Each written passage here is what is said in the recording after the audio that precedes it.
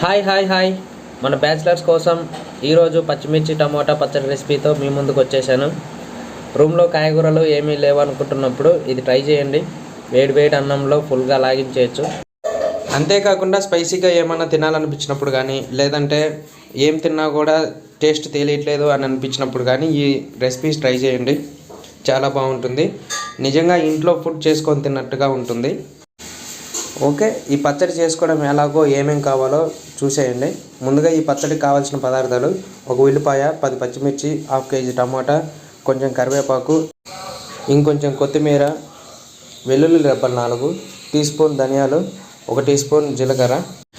ముందుగా ఇవన్నీ తీసి ఉంచుకున్న తర్వాత గ్యాస్ వెలిగించి కడాయి పెట్టుకొని అందులో కొంచెం నూనె వేసుకొని పచ్చిమిర్చి వేసి బాగా వేగించుకోవాలి. వేగించుకున్న వాటిని ఒక పక్కకు తీసి పెట్టుకొని మళ్ళీ అందులో కొద్దిగా నూనె వేసుకొని టమోటాలు బాగా మగ్గనిచ్చుకోవాలి.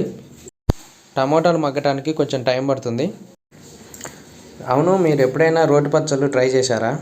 రోటి పచ్చళ్ళు అంటే ఇష్టమా, లేదంటే ఇలా మిక్సీ పచ్చడి అంటే ఇష్టమా, లేక ఊరగాయ పచ్చళ్ళు ఉంటాయి కదా అవంటే ఇష్టమా? కామెంట్ పెట్టండి, మాట్లాడుకుందాము. టమోటాలు కొంచెం మగ్గిన తర్వాత అందులో కొంచెం కరివేపాకు వేసుకొని ఒక 5 నుంచి 10 నిమిషాల పాటు బాగా మగ్గనిచ్చుకోవాలి. మగ్గిన తర్వాత అందులో 4 వెల్లుల్లి రెబ్బలు వేసుకోవాలి.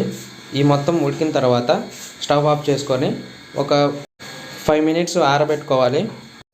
టమోటాలు చల్లగైన తర్వాతనే మిక్సీ వేసుకోవాలి.